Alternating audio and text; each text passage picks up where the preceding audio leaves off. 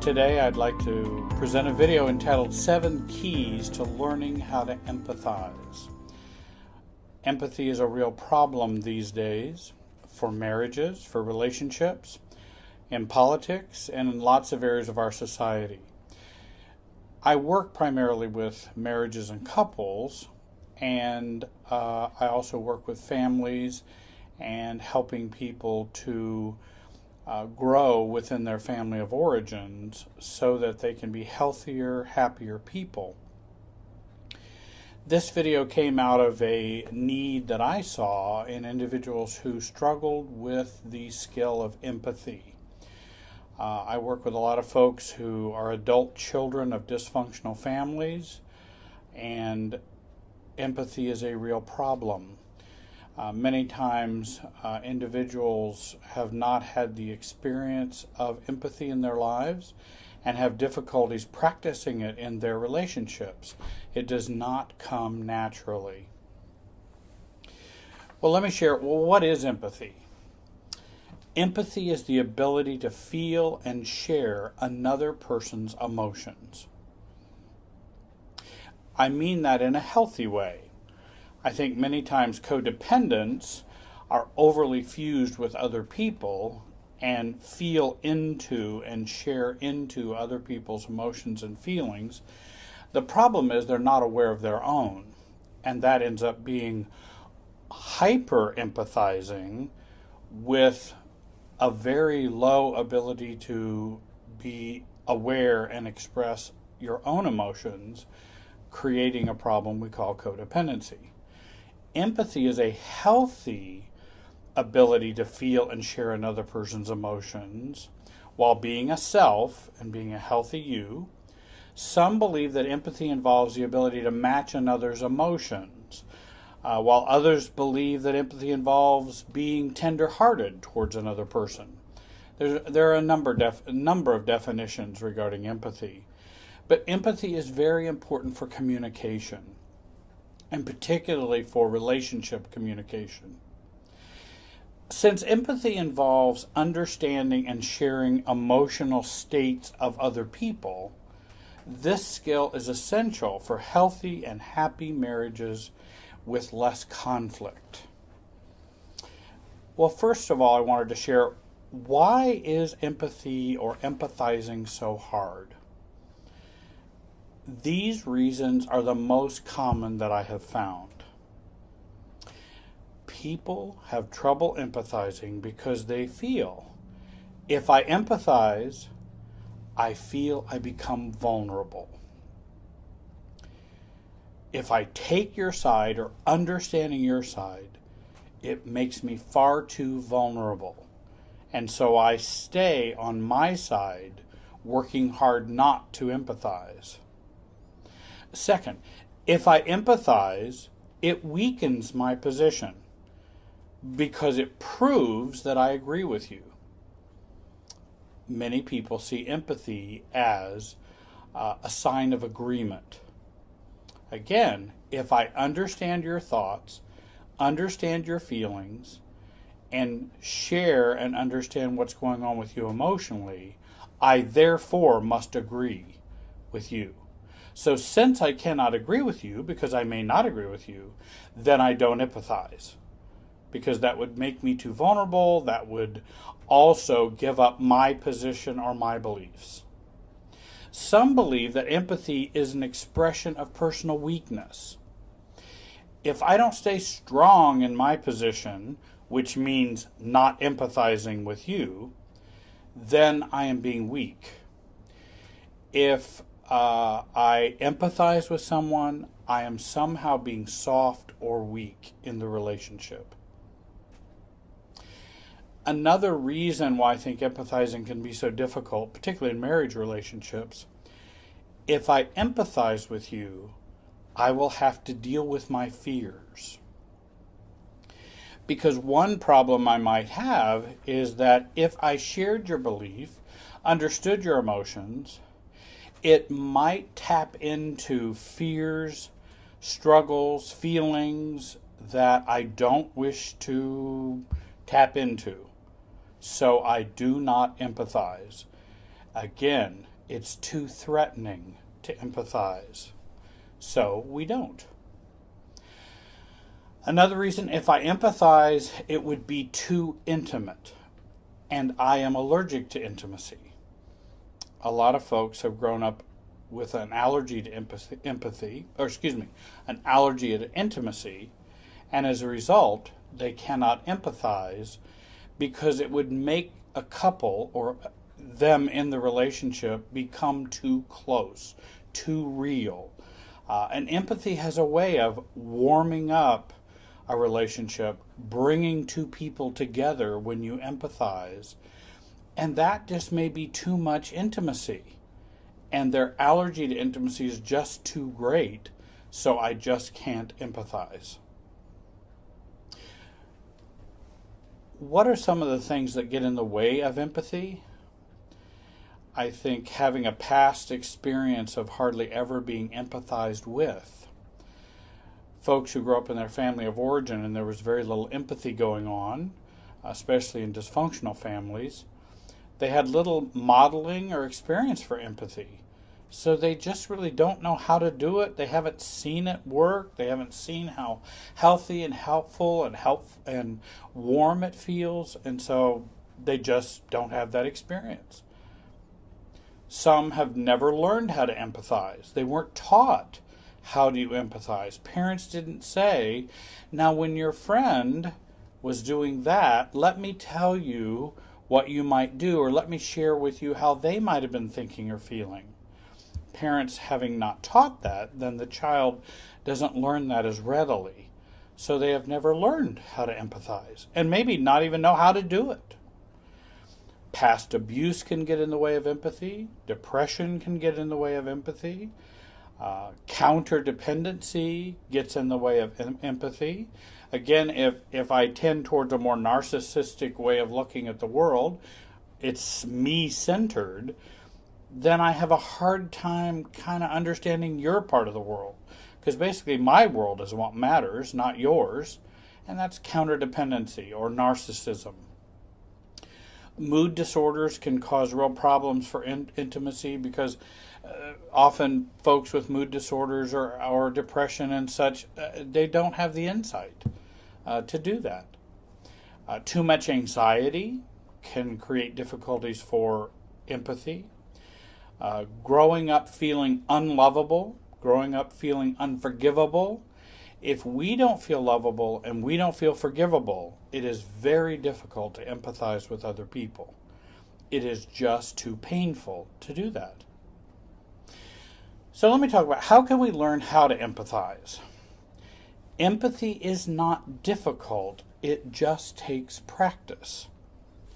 Simply, if I thought that way that you think, or saw things the way you see them, I could understand the way you feel. And that's a statement of empathy. If I saw the world from your eyes, I probably would feel that way and think that way.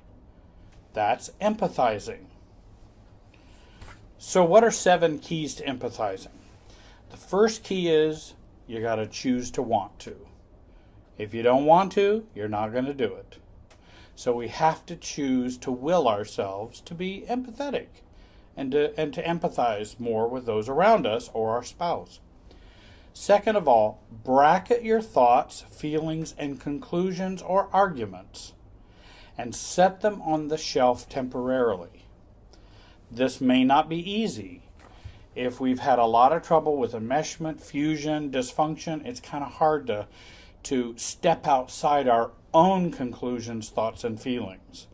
But that can be learned. But first we can work on bracketing them. For right now, and I'm going to practice that, I'm going to set my feelings, emotions, and thoughts over here on the shelf and try to understand yours. That's a very good work, and it will pay off greatly if we practice that. Then after we've bracketed our own thoughts, feelings, emotions, and conclusions, choose the other side. Argue their case mentally. Take their side mentally and emotionally. Take their side. It doesn't mean you don't have your side. It doesn't mean you don't have your experience. But empathy is about taking their side for the moment.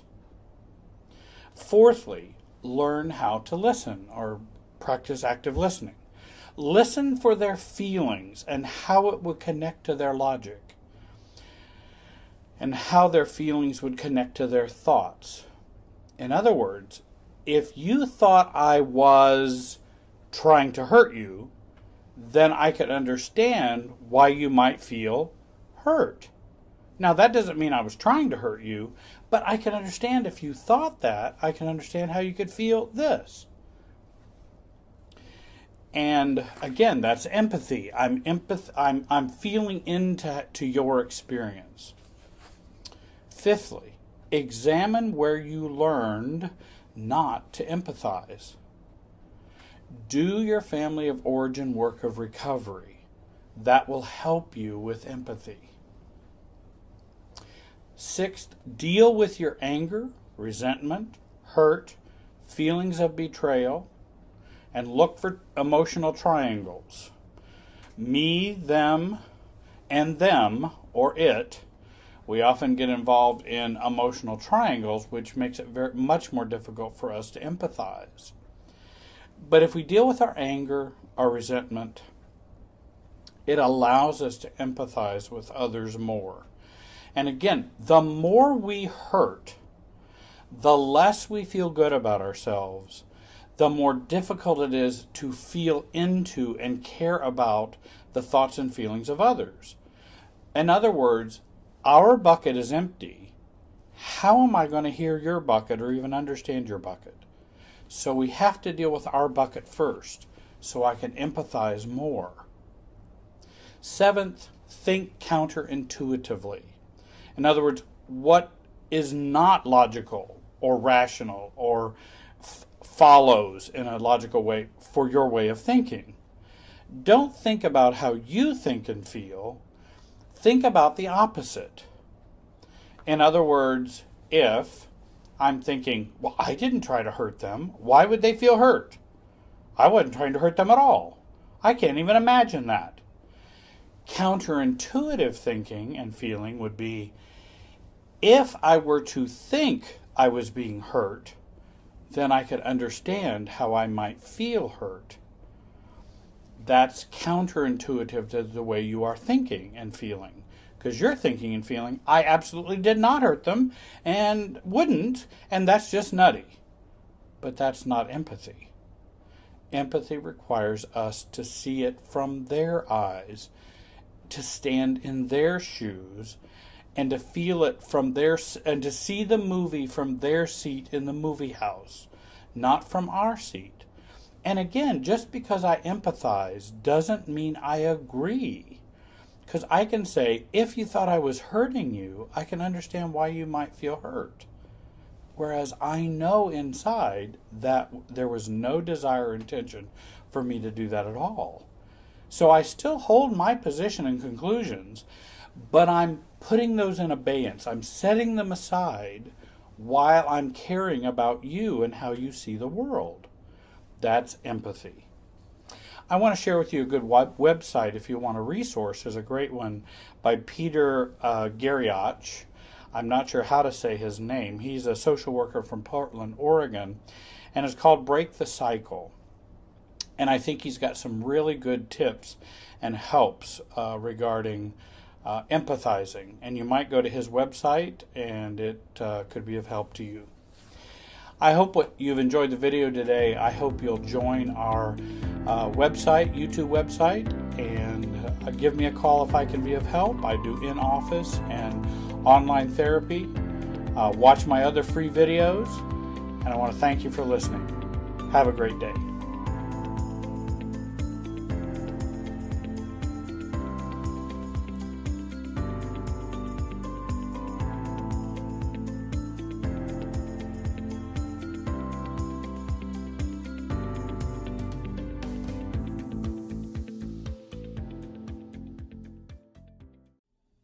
Hi everybody, my name is Jerry Wise, and I'm a life and relationship coach. I've been helping individuals, couples, and families for over 40 years, And this program, podcast, video is entitled, "The Problem is Not the Problem." I remember reading in a book called Change by Paul Waltzlewick and John Weekland and Richard Fish. And I remember reading a long time ago in this book where they talk about, we smile at the joke about the drunk who is searching for his keys not where he really lost them, but under the street lamp, because that's where the light is the best. And we go looking under the street lamp in our relationships for solutions. We don't look at where the problem is. We don't look at where the root of the problem is. We look where the light is the best. Well, that may not help us find our keys. Problem formulation, or how you see the problem, is everything in relationship problems. How we formulate the problem will determine the solution. Every question that I get comes out of someone's way they view the problem.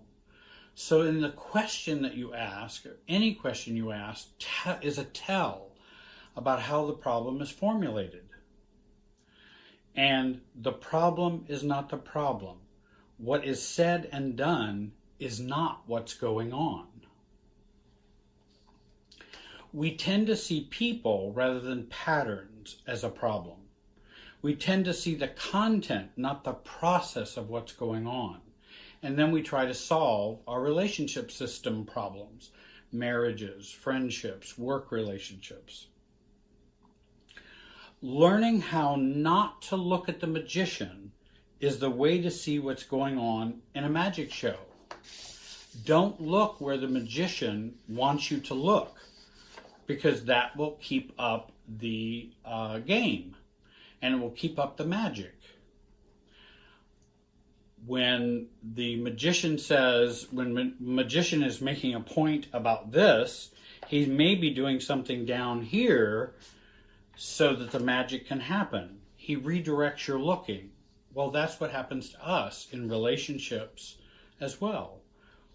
Our families, marriages, workplaces, and relationships are all magic shows with sleight of hand, misdirection, and distractions. And we have, as Murray Bowen once said, observational blindness about what's going on. And that's how magicians work, is by observational blindness. We blind ourselves either by sleight of hand or misdirection, and then the magic happens. A relationship system is full of sleights of hand, misdirection, and distraction, which is hidden by observational blindness, naivety, denial, distortion. And when we have denial, when we have distortion, then that feeds into the observational blindness, and we can't see what's going on in a relationship. Systems thinking views problems as symptoms. Let me give you an example. A wife doesn't call her husband during the day, and the husband becomes sour, hurt, and he comes home and confronts his wife, "You didn't call me today." And she says, "Well, I was busy with the kids and laundry, talking to my family on the phone for an hour or so. I couldn't get them off. And I also had to run errands."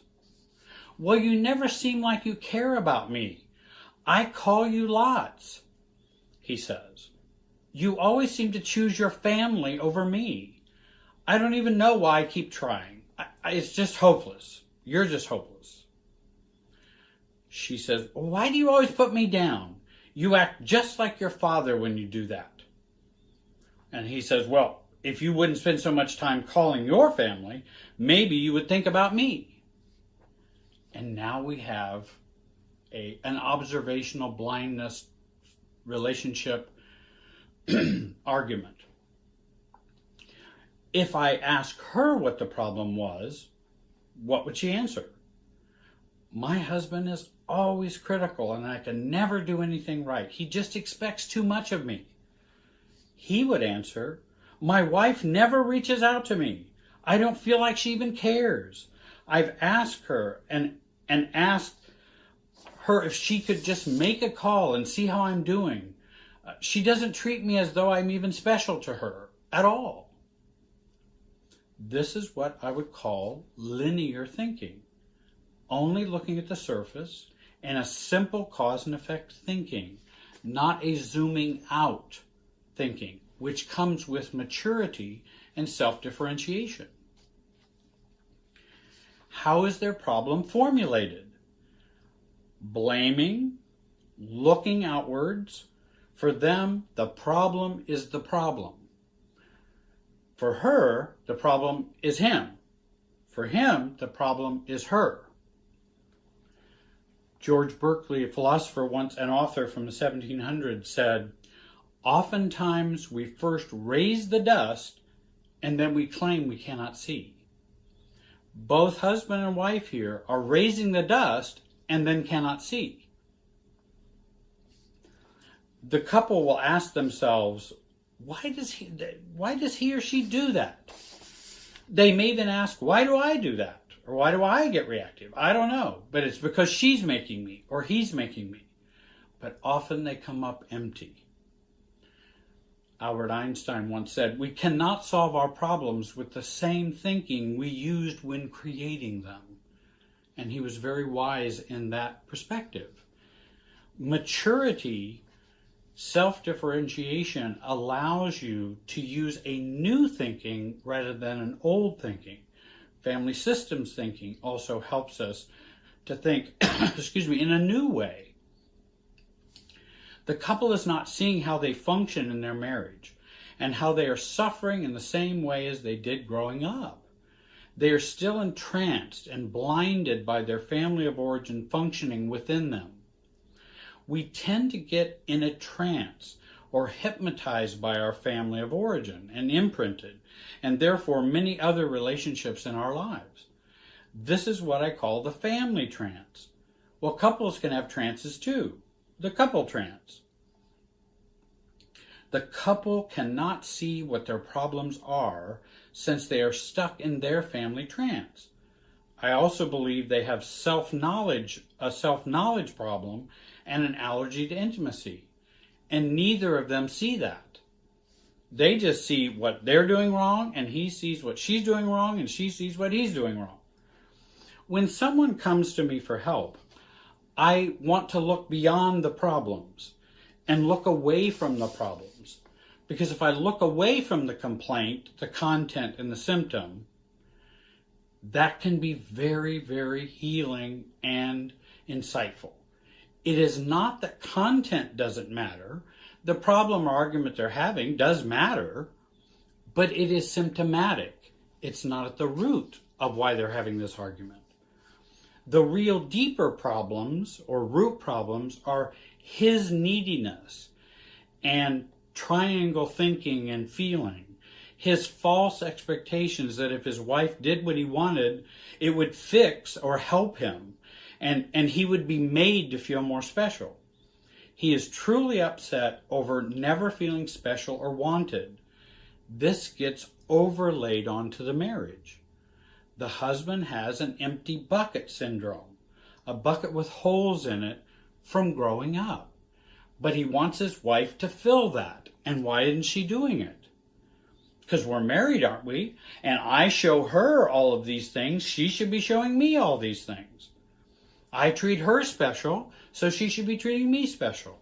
And in fact, that's why we often treat them special, because it's what we want. But it's often done in a codependent way.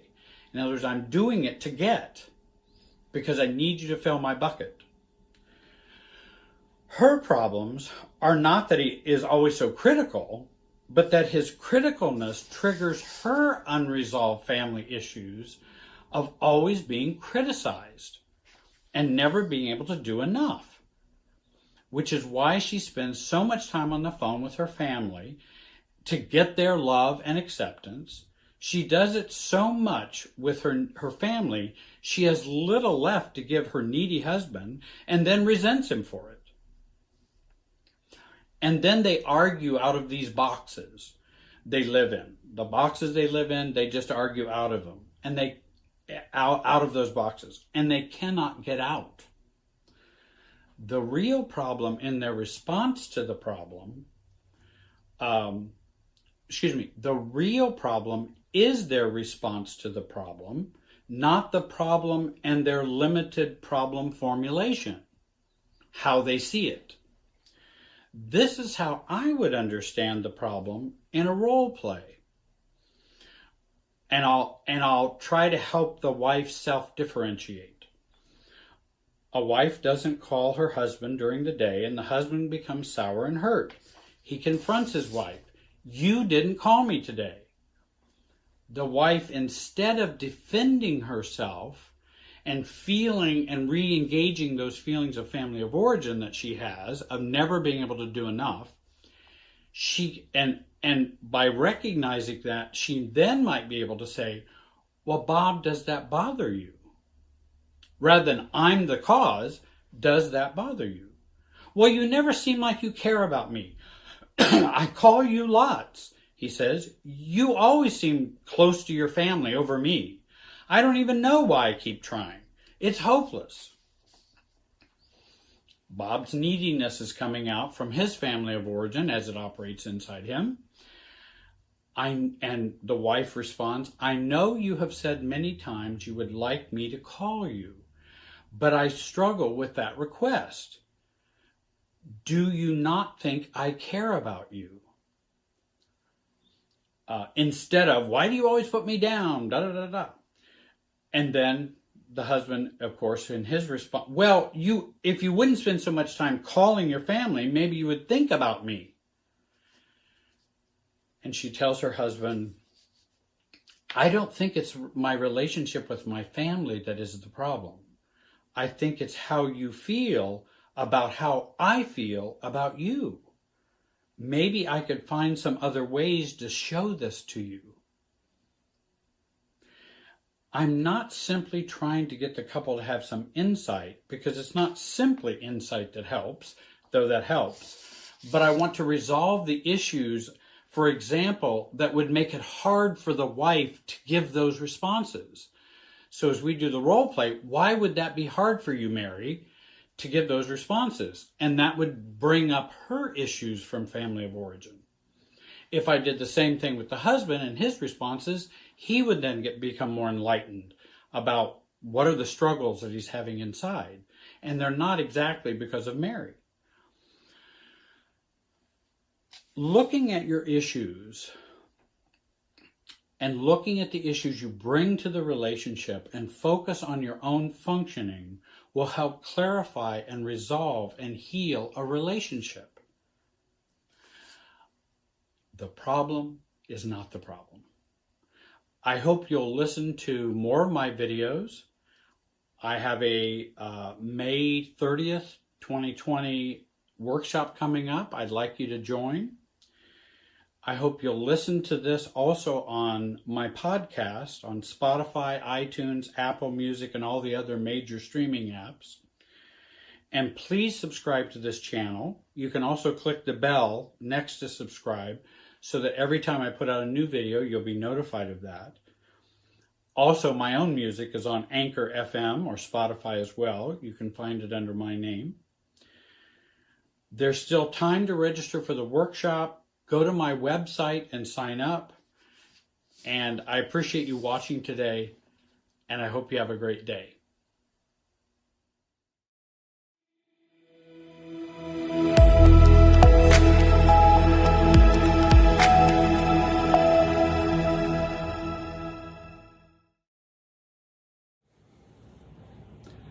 Hey, hi everybody. My name is Jerry Wise, and I'm a life and relationship coach, and I've been working to help people to learn to self-differentiate and define themselves for decades.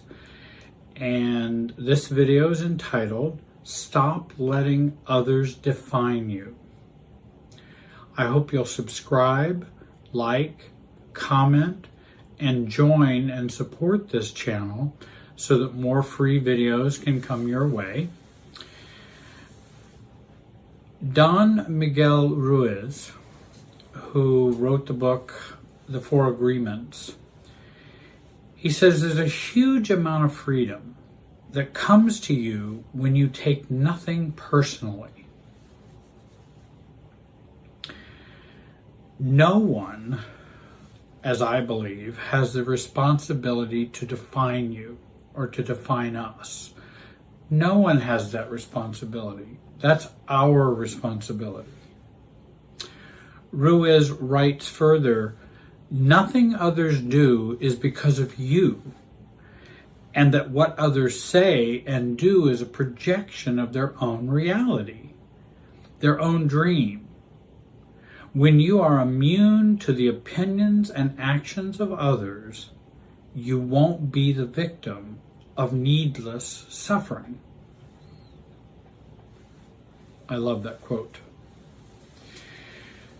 In working on reducing allowing others to define us, we want to and must remember we are not a label, we're not a role, we are not a demeaning statement, and we are not a put down. And it's helpful if we can begin to practice countering these things and countering these statements. And in my own case, I use an invisible filter, and it's a mental filter, to filter out high praise and to filter out negative labeling. When someone says something negative about me, I realize they are talking about their experience, not mine. And I think that's very important to remember, that when someone says something negative and is being critical or mean in that way, they're talking about their own experience. They just happen to use your name and are talking to you. For example, I've had some people on there are a couple of people who mentioned, on YouTube comments, for example, and they say, well, Jerry, you're just blaming the victim. And I've been working with victims of trauma and abuse and problems and marital difficulties for decades. And I don't blame victims. I understand victims have been victimized. So they're not talking about me. They're talking about what they fear someone may be doing, and they often may not listen carefully to what someone's saying.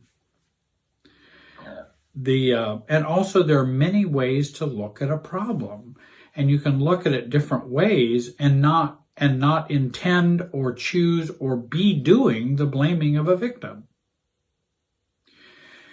Another thing to remember in not letting others define you, stop absorbing, or as Ross Rosenberg says, observe, don't absorb. And I use that a lot with lots of people and with myself. I want to learn to observe and not to absorb. Observing is up here, absorbing is down here. And I want to use my mental capacity when someone's talking to me or trying to define me. I have also used a tool called Coca-Cola, in which when someone says something crazy or it makes no sense to me what they're saying about me or to me, I think of it as being them calling me a Coca-Cola. Well, how rational is it that I'm a Coca-Cola? I know I'm not a Coca-Cola. Why should I feel hurt because someone called me a Coca-Cola? And so I then reduce the amount of unnecessary suffering and the hurt from what they're saying, because I'm saying, well, there they go, calling me a Coca-Cola again, because it doesn't make any sense. And it's not who I am. Again, back to the beginning, it's about them. It's not about me. It's important that we trust our gut and trust our feelings. But when our gut is filling with our family of origin, then we want to work on those messages and emotional experiences that we are having. We need to get a coach, get a therapist, get in a support group so that we can work on those triggering emotions that are inside of us. If I've always felt I was worthless, and then somebody calls me worthless, which is of course like calling me a Coca-Cola, because it's totally untrue and really has nothing to do with reality, it triggers a feeling of worthlessness in me. So when those things happen, when those systems feelings happen, then I want to go get some help to get that feeling out of me. I'm not going to take their feeling in me. I'm going to work on my feeling in which their statement triggers me. Because their statement is saying, well, you're a Coca-Cola, and then I go cry for an hour because someone called me a Coca-Cola. That's really kind of irrational. Now, if I felt worthless, then I want to go work on my feelings of worthlessness, which are, again, negative messages, not true messages, not real messages. They were imprinted, or they might have been promoted by my family of origin, but they're not true. They're what I've learned. Well, if we've learned them, we can unlearn them. And that's the good news. I also think it's important that we see the anxiety in others. When you're being defined by someone else, generally their anxiety, often systems anxiety, but their anxiety has been triggered. And that's why they're needing or wanting to define you. Start looking to other people's anxiety and start observing that. I remember I had a boss, and again, she was relatively immature, not a bad person, but just immature. And she had grown up with some abuse and had some abusive relationships. And at that time, I was the only male in the department. And when she would make comments to me, like, well, I'm just going to have to watch you more carefully. And I'm kind of going, everybody's kind of going, well, Jerry's kind of the most full of integrity kind of employee we have. I mean, why has he got to be watched? Because she was dealing with her own anxiety.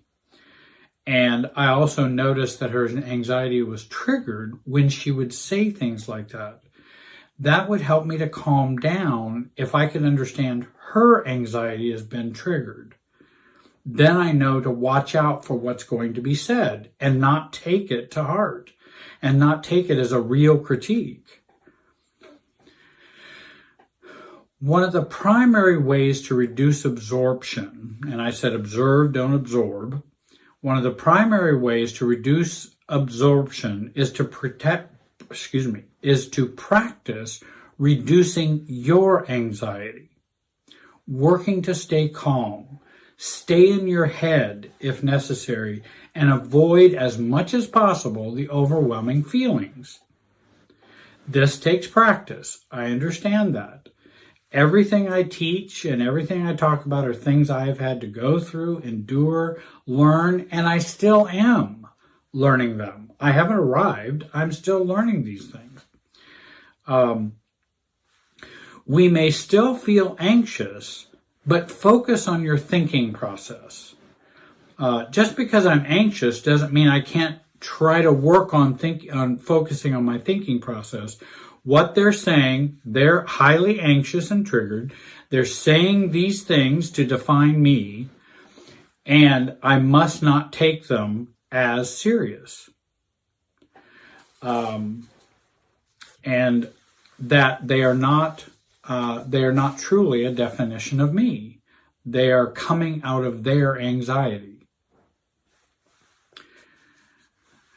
Check how you view yourself, how you define you. Are you a good person? Do you believe you're a good person?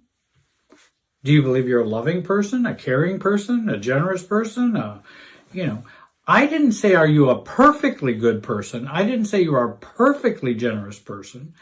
I'm saying, in general, are you a good person? Do you see yourself as being a good person? And defining ourselves as, I am a good person, flawed, but good. So we want to work on how we view ourselves. The Inner Bonding book by Margaret Paul is a place to start. No Bad Parts by Richard Schwartz is another place to learn about accepting yourself. And then If You Meet My Family, You'd Understand by Jack Shitama. Shitama. And those might be some beginning places you can learn to accept and love yourself more. And people say, well, how do I learn to love myself? Do you know what I tell them? It's not a how question. It's a when question. It's like me asking you, how do I breathe? And I'm holding my breath. It's not a how question. It's a when. When you open your mouth and breathe, that's when you'll breathe and learn to breathe. And same way with loving yourself. There's not 5 techniques that tell you how to do that.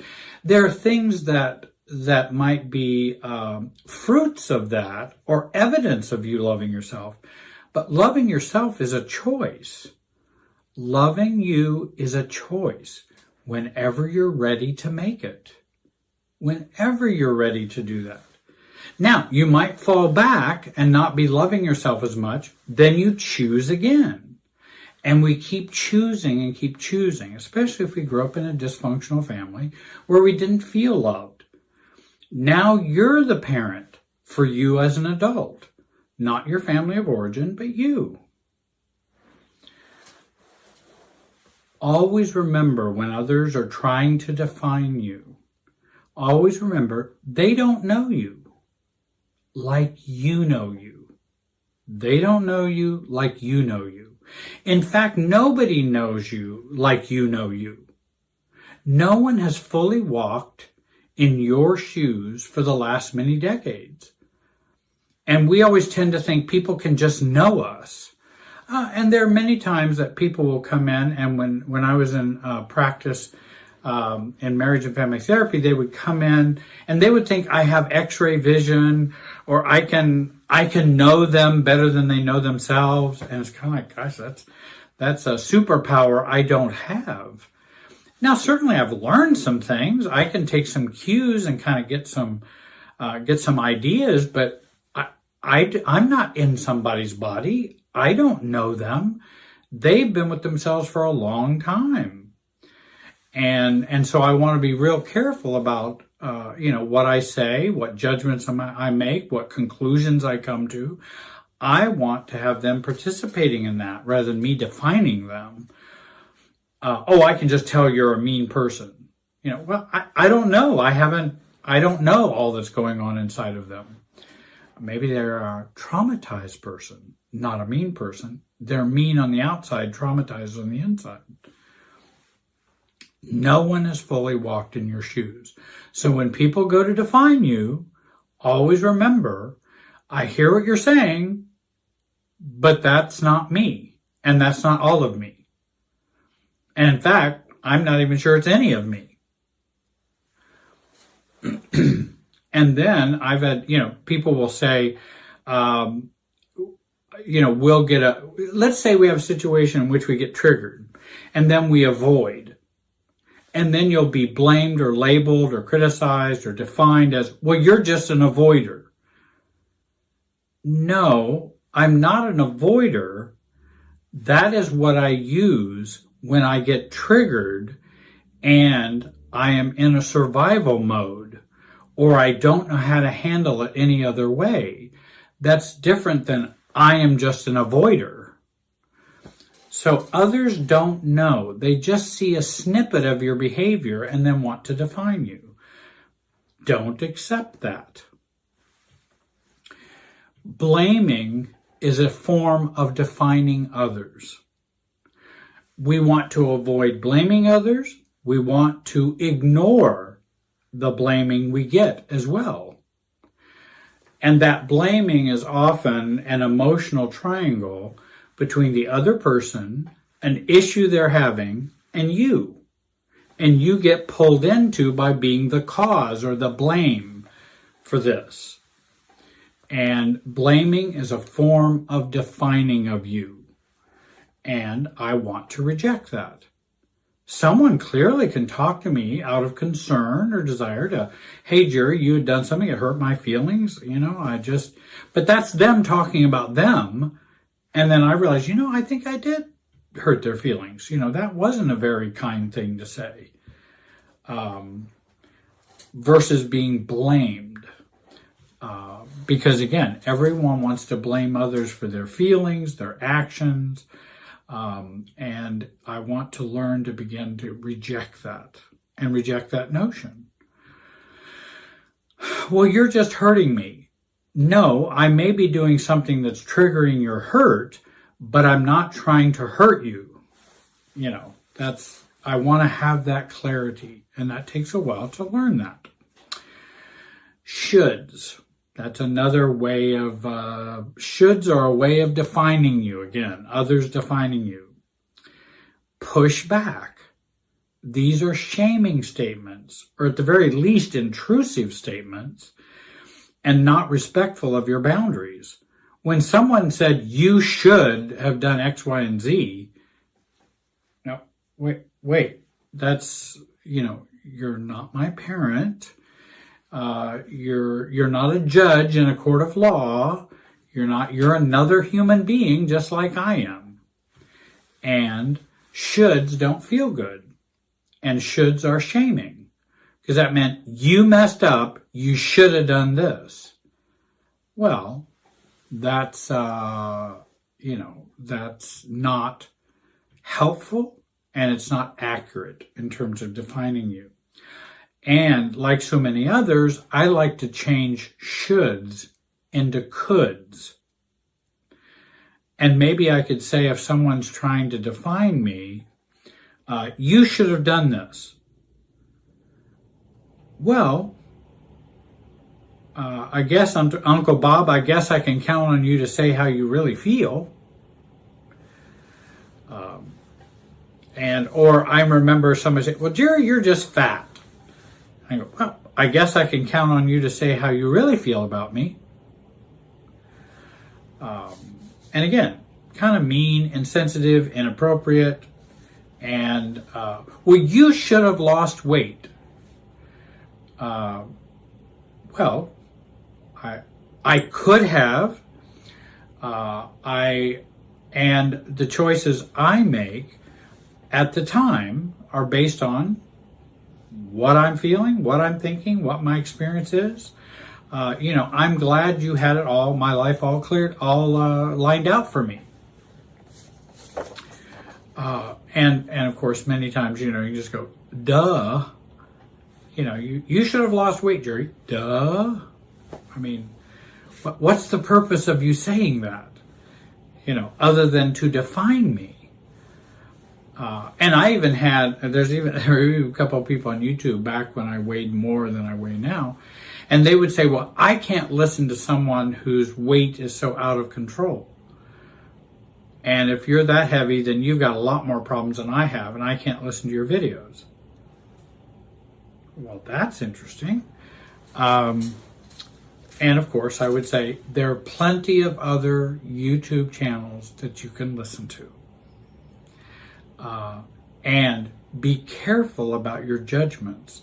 It could put you in peril because you may not know everything. There are those who say, well, you should have studied business rather than art in college. Well, I could have, but I chose not to.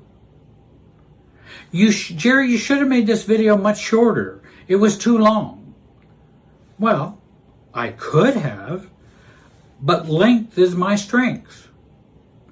Or a Mark Twain response, which is, or I'm too lazy to make it shorter. I'm not going to let somebody define me. I'm open to other people's critiques if it is for my well-being and caring for me, but not someone who's blaming and shaming. That's to define me. Shaming and blaming is about defining you.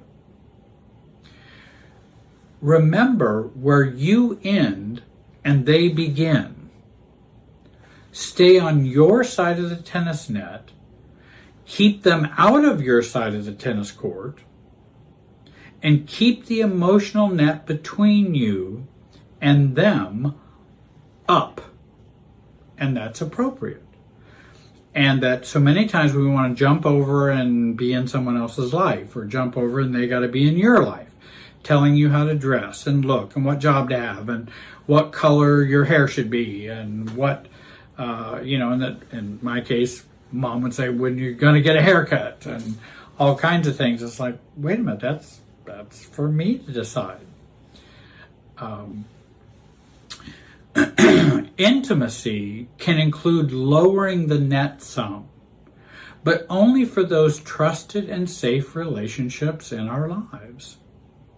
So we can lower that net, but in the circumstances in which we have trust and respect going on between the two of us.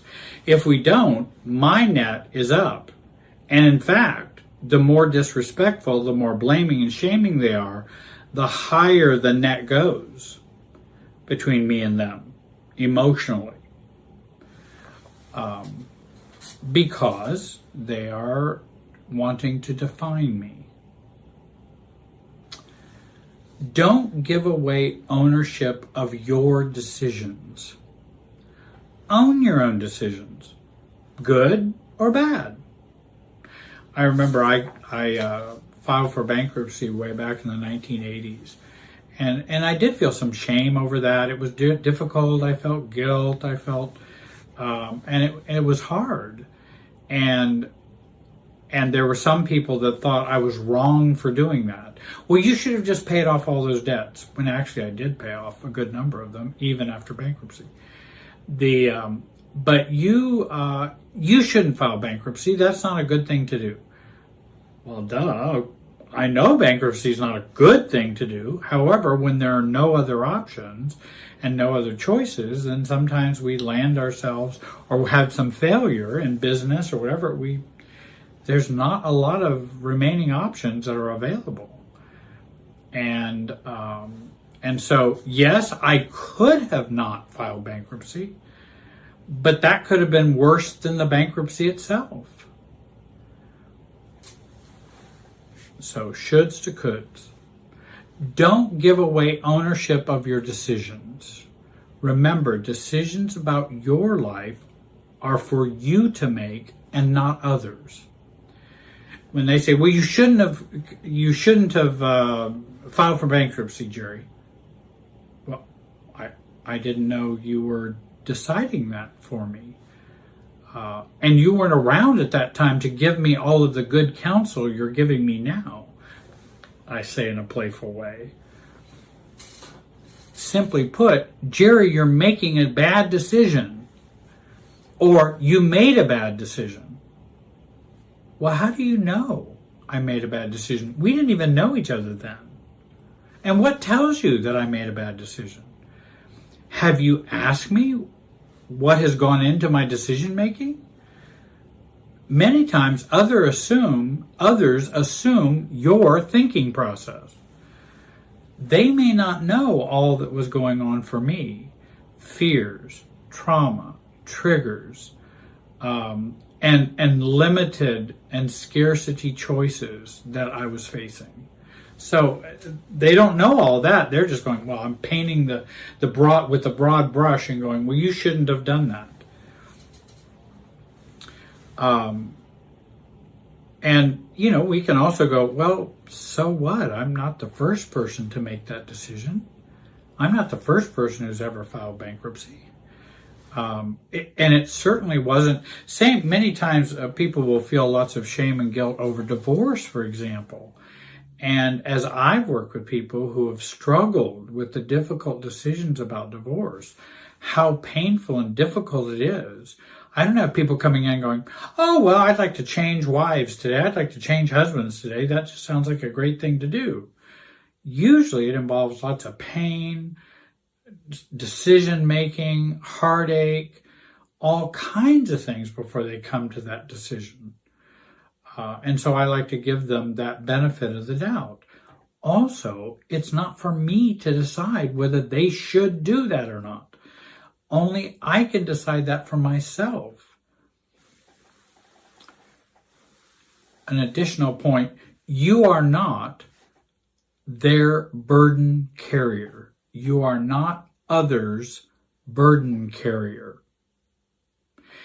If others or someone else is upset about something that is within your adult right to do or decide, it's not your job or my job to make them feel good or better about it.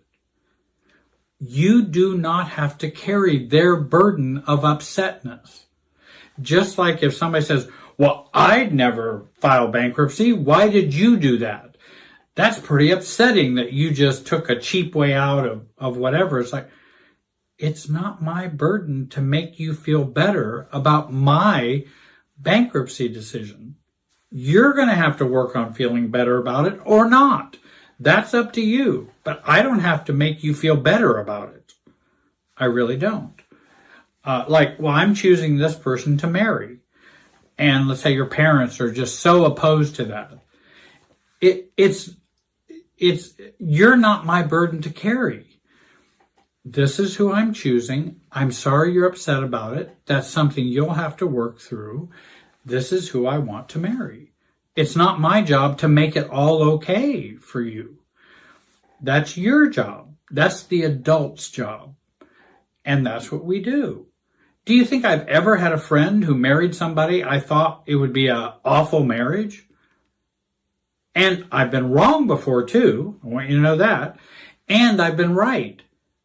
But the thing is, it's not mine to decide. If they ask me an opinion or if they want my counsel, then of course.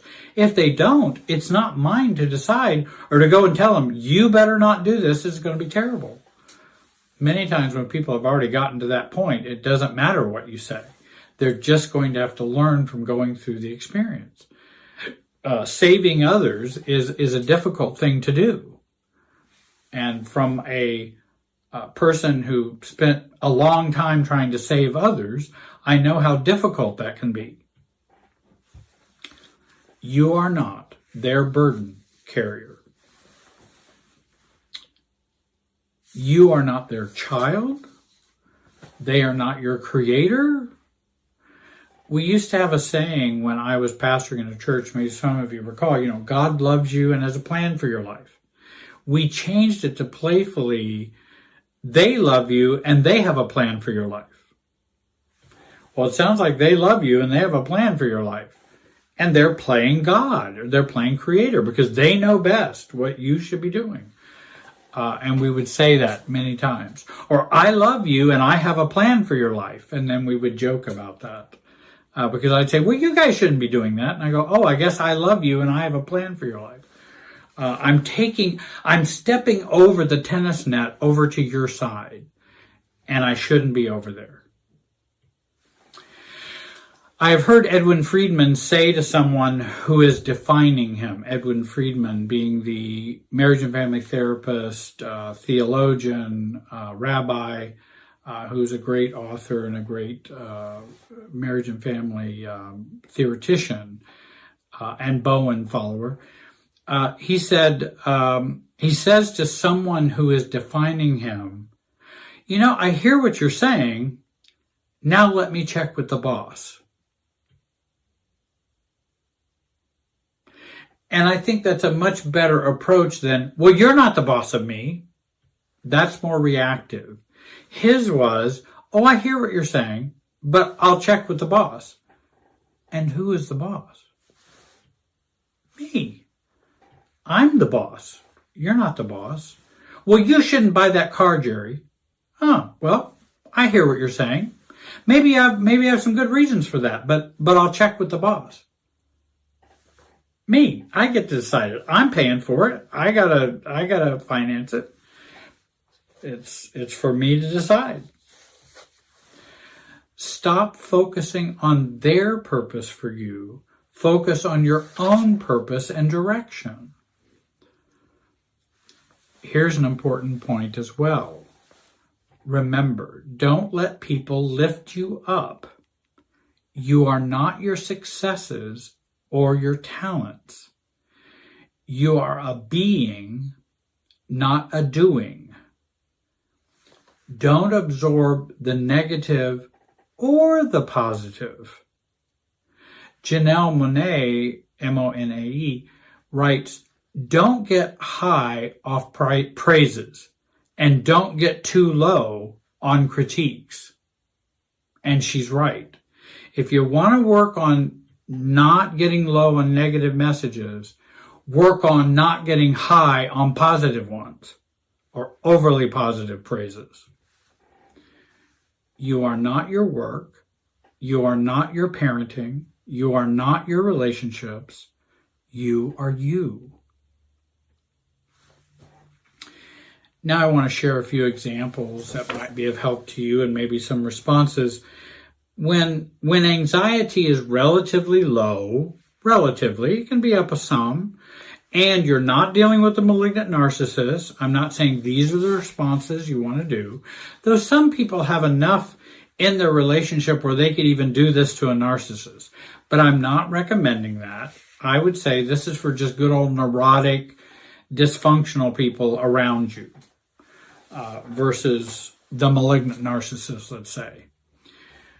Because many times people say, well, I wouldn't do that if I wouldn't say that to a narcissist. And I'm saying, well, then don't.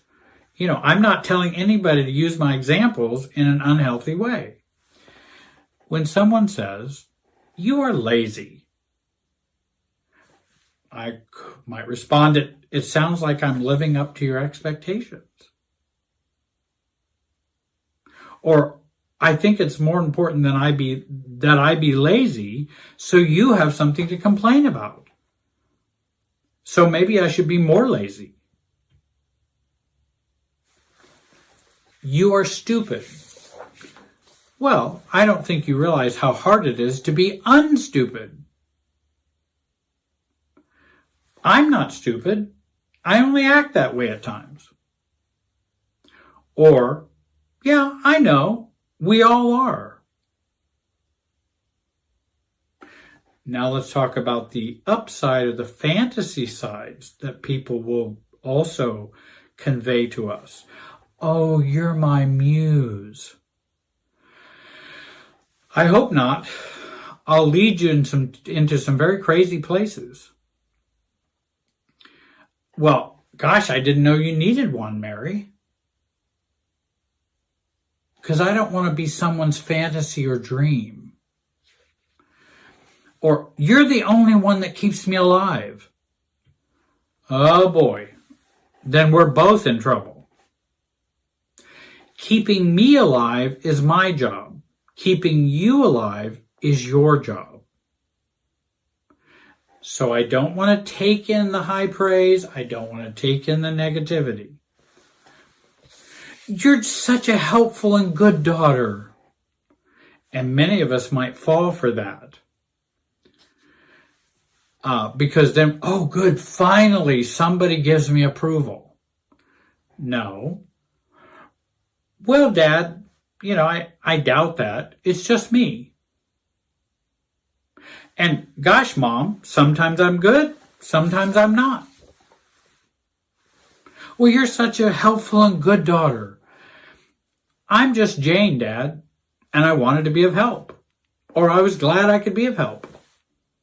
I want to matter-of-fact it and not fall for the praises and go, finally, I get a little drop of water for who I am as a person. No, I don't need that, and I don't need the negative. There are people who have said to me several times, and I know many of them are playful and being playful, and I'll be playful back with them too. So I don't take anything too seriously. But, oh, Jerry, I wish I would have had you for a dad. Oh my, you probably would be worse off than you are now. Oh, Jerry, I wish I'd had you for a dad. You'd really need therapy if that had happened. Or a kind of perplexing kind of one. Jerry, I wish I would have had you for a dad because you're so fabulous. No, you wouldn't. I snore. We don't want to get caught in others' negativity about us and their fantasies about us. Neither one. Become determined to like and love yourself, then it won't matter whether others like or love you. I hope you'll please subscribe, join, like, and comment. You can also donate on my website to help me keep these posts for more videos on here. I want to thank you all for joining me today. Have a great day and be wise.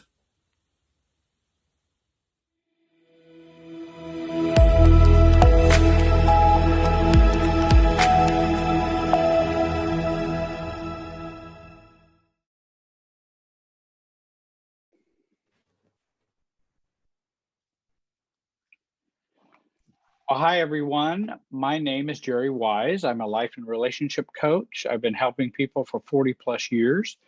I have a guest joining me, Yitz Goldberg. He also works with Jerry Wise Relationship Systems, and he is a coach as well as a social worker. And he joins me today on the beginning of this series that we're doing on the principles of self-differentiation. I hope you'll subscribe to the YouTube channel. Please click join to become a paid member. It's only $1.99 every month. And that really helps us do these free videos for you. And then I have a workshop coming up December 5th, 2020 on Saturday from 1 to 5 p.m. Eastern Time. Please go to the website, look under events, and you can join me for that workshop on reducing your reactivity. Hey, hello, Yitz. Good to be with you Jerry. again. Yep, I'm excited for the series. We've got a number of principles we're going to be going through, and we're trying to get those covered because I think they can be helpful in some shorter videos that we do for you to bring you each of these principles. And today we're talking about a principle of self-differentiation, in which differentiation is the capacity to take a stand in an intense emotional system. Yeah. So, and again, what we've been borrowing from Edwin Friedman's book, The Failure of Nerve, which is a great book I would recommend to anyone. And he talks about differentiation as an emotional change, not just a behavioral change, and one in which we are able to live in a certain state of differentiation rather than a particular act of differentiation. It's getting ourselves to where we are in a state of greater self-differentiation. And the first principle talks about our ability to take a stand in an intense emotional system. But I think you can have an increased ability in self-differentiation, even to learn to do it in a lesser intense emotional system, because we can take our baby steps and begin to practice taking a stand in even lower anxiety systems and work our way up to more intense relationship systems. Yeah, that would be good practice. Even though usually our differentiation is challenged when the system is intense, like when the emotional system is intense, that's usually when our differentiation is most challenged. Correct. So, to me, I think this whole idea of taking a stand in an intense emotional system is usually what I deal with, for example, with clients who say my father is a narcissist, or my family is dysfunctional, or my workplace is like this, and they always describe the system around them as being very intense, very unhealthy, very immature, as High if that allowed anxiety. them, yeah, as if that allowed them until now to be undifferentiated, right? To continue to being immature. And Good point.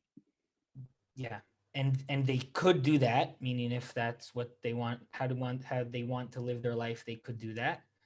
But at the end of the So, day, we are so they would be challenged. asked. So they would be asking, well, how can I possibly differentiate given all of this drama and chaos? Right, right. Is the is their cutting edge, right, where they're at the cutting edge of change? But that is where you are supposed to differentiate. Those are the places that you are going to be challenged. And actually, those are the places that, with the right work, you're able to really differentiate on a much deeper level, not That, only just because the surroundings are kind of okay and they're not challenging you. well, and I think of it as the whole fear, overcoming a fear issue. We'll be ready to do it when my fear goes away. Versus, are you ready to do it and go through the fear, um, and not wait for it to go away? We're always wanting the circumstances and situations to be amenable and to be uh, how we'd Yeah, like them to be. Well, I would differentiate from my mom if she was just more understanding. Well, no, differentiation is differentiation regardless of her understanding or not understanding. yeah, That's the it doesn't it's not dependent on them. And in fact, if we are wise, we then, and that'll be another principle we're talking about, is what happens when we do differentiate in a highly charged or an intense emotional system. Usually it won't be welcomed with calmness and, affirmation. And if you know that going in, you're able to fortify yourself more and staying calm with not needing that approval, yeah, not needing that acceptance. yeah. Now, I To interrupted me, you. no, I was saying that, to me, taking a stand in an intense emotional system, it means that I'm not trying to change the system, nor Exactly. am I trying to change myself for the system. And throughout this time, I stay myself despite the system trying to change me, and despite the system not changing. Right. So Right. this is the process of differentiation, allowing the system or the people to continue being who they are or doing what they are doing, but you're the one differentiating. You're the one taking the steps outside, or more you, more of a Yeah, self, right? more Creating of more of self. an I, right? Right. You're not And leaving the system to rebel. You're leaving the system because it's right for you, or you're doing things that are different than what is expected from the system because it's right for you, not out of I don't know, resentment or trying to get back at the system, right? That would right, just be which being a reactive. cutoff. That would be a cutoff, which is what we often do, thinking we're changing. Well, I'll just cut off from them, and then I'll be different. And by the way, cutoff and going no contact are two different things. Cutoff is an immature avoidance. No contact is a mature intentional choice, or low contact is a mature intentional choice, and not based on my immaturity. It's based on my maturity. And so that's, I like to make those distinctions, because a lot of people will think a cutoff is being mature.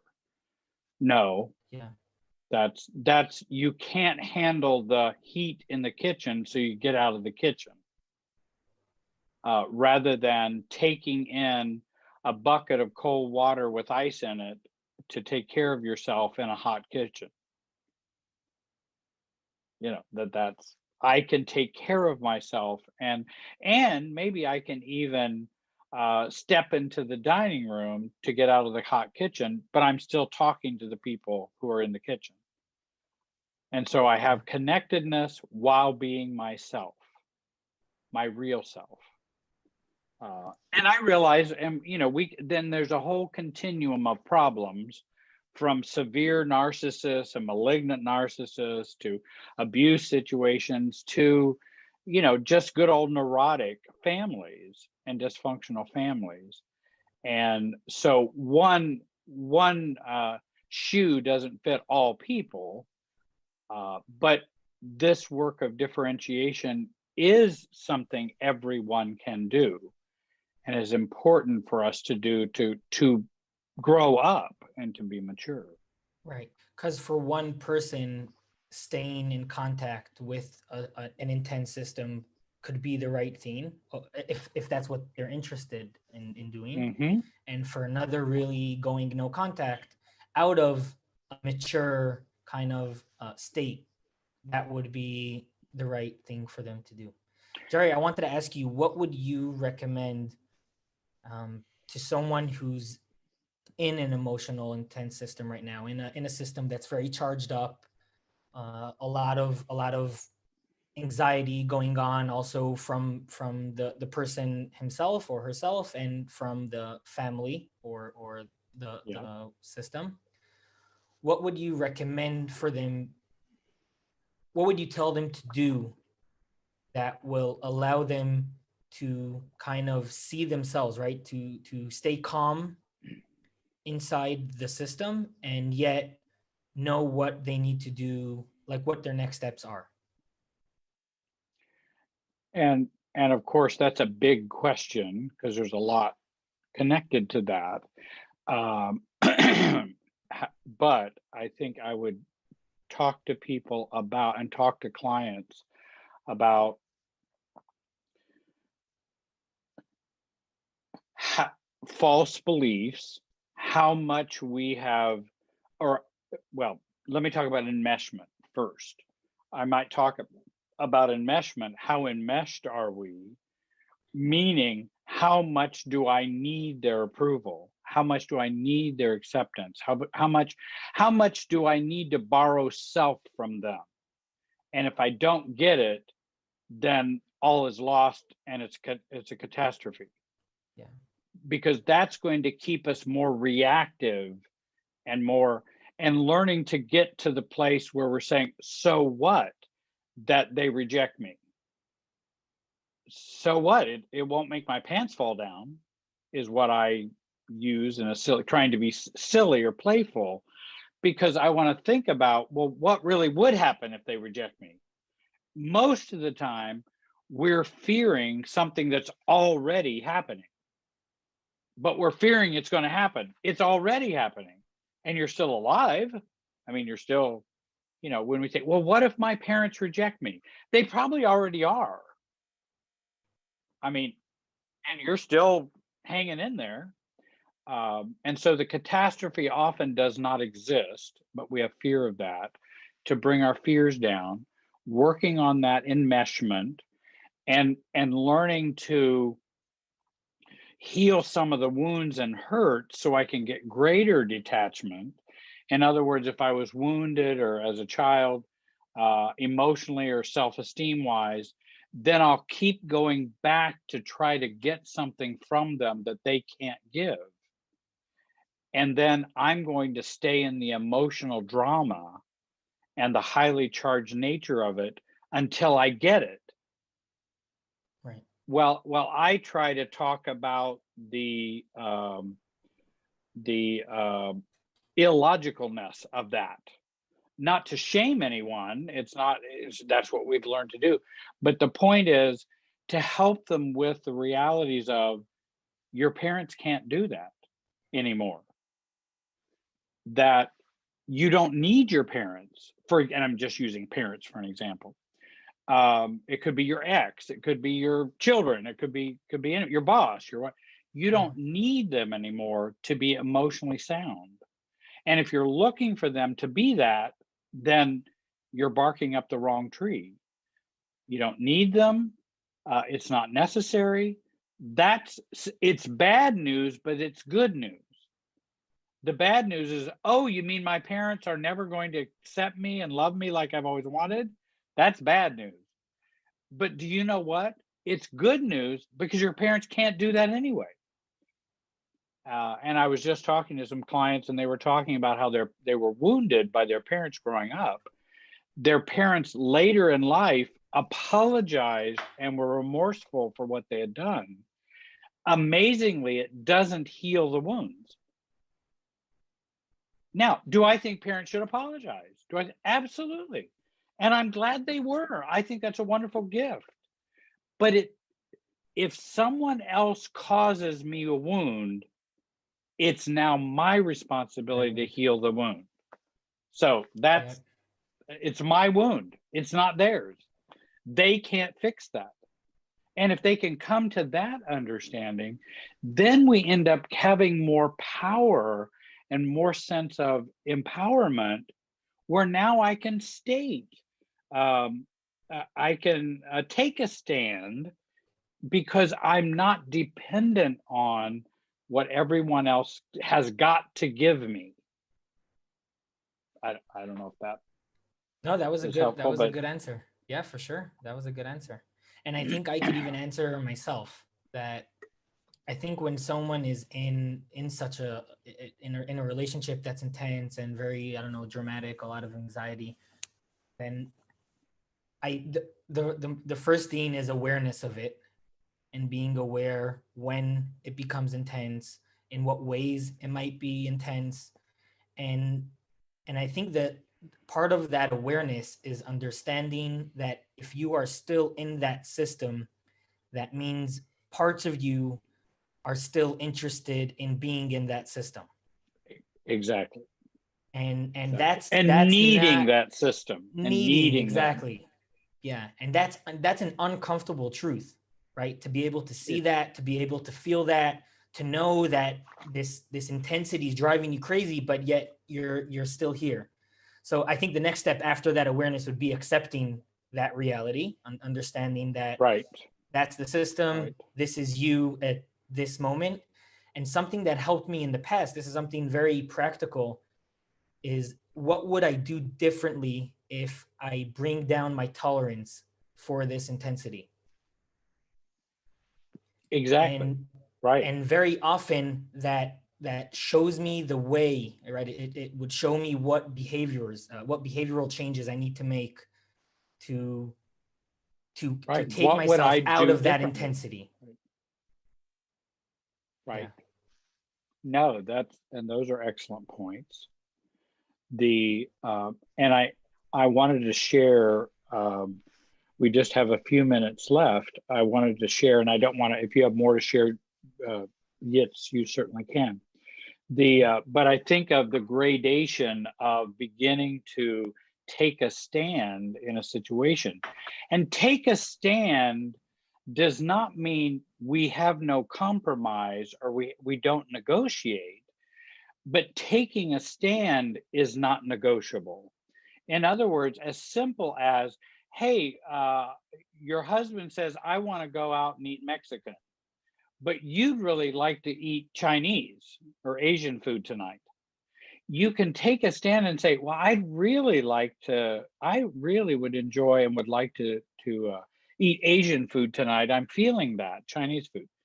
And now you may compromise and go, no, but we can go eat Mexican.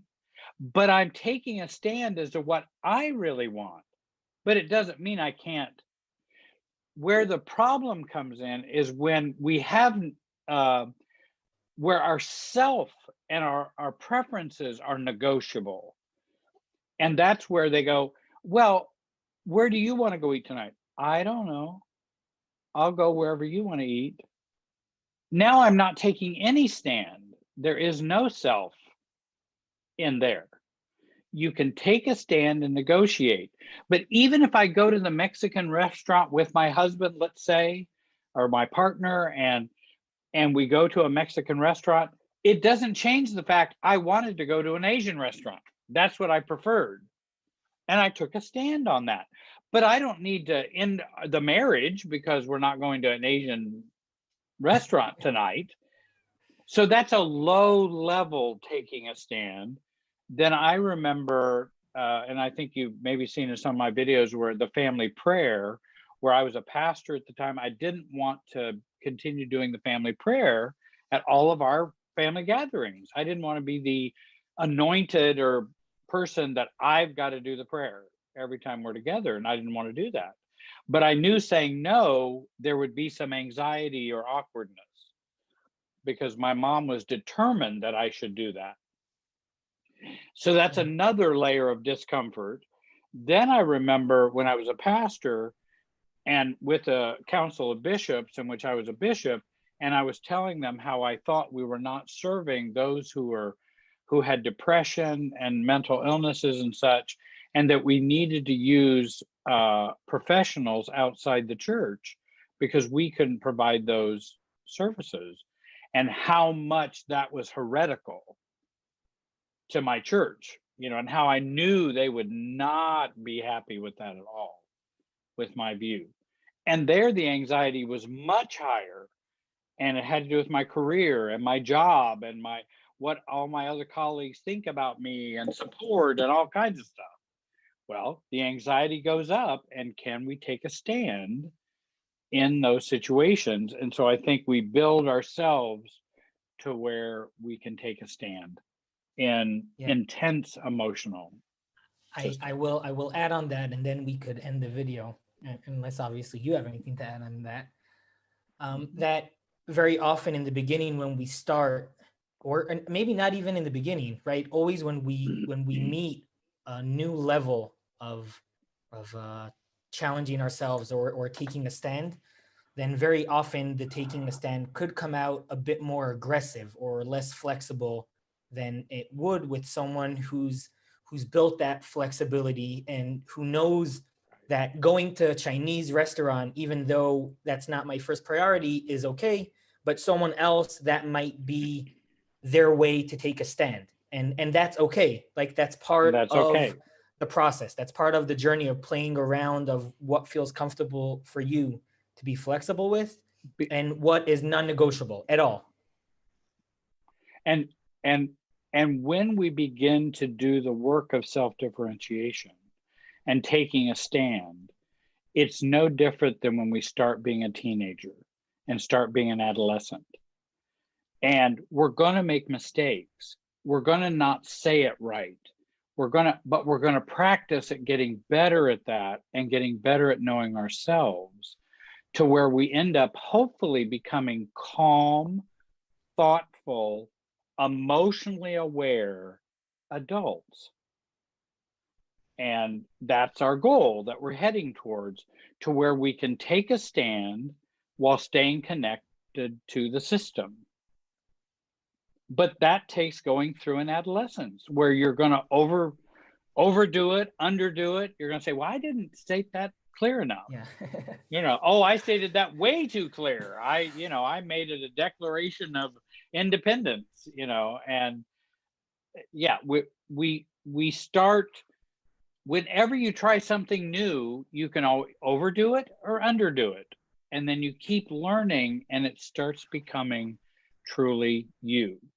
And then you get better at knowing how to state in a calm way you're taking a stand on emotional issues, and able to do that calmly. Yeah. And then we raise less anxiety in the system, and we also feel more confident and secure in ourselves. Yeah. Well, I think we've come to the end of our time, and we've spent 20 minutes or so talking about this first principle. We've got about 8 or 9 principles left to go that we're going to be doing videos on. You can work with YITS. You can book online at jerrywiserelationshipsystems.com to work with YITS as a life and relationship coach. And in the area of self-differentiation too, you can work with me. You can contact me using the contact information below. Don't forget about the workshop on December 5th, 2020. And also, please join and subscribe to this channel. Click the bell to get all the new videos, and click join to join as a paid member so we can continue bringing these videos to you. Anything you want to share, Yitz, before we go? No, nothing else. Join the workshop that I definitely want to recommend and share. Reducing our reactivity. Right. Yeah. And that will help. I think that's another one of those principles of reducing that reactivity and focusing on that. I want to thank you all for joining us today and listening to us. I hope you have a great day, and be wise. Bye, everyone. See you in the next principle.